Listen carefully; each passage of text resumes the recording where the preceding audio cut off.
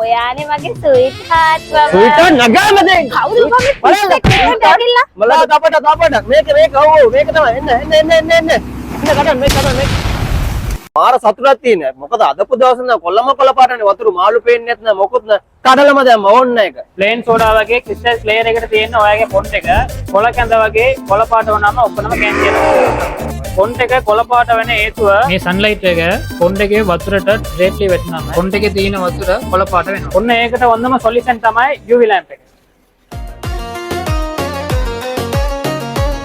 මේ UV lamp එක පාවිච්චි කරොත් වතුරේ බැක්ටීරියා එල්කි ෆෝම් වෙන එක සම්පූර්ණයෙන්ම නැති වෙන්න පුළුවන්. ඒක විතරක් නෙමෙයි ඔයගොල්ලෝගේ ටැංක් එකේ සයිස් එක අනුව UV LED එක ගන්න පුළුවන්. මේ UV lamp එක දෙන්නොත් ඔයගේ ෆොන්ට් එක වතුර ප්ලේන් සෝඩා වගේ ක්‍රිස්ටල් ක්ලියර් එකට තියාගන්න පුළුවන්.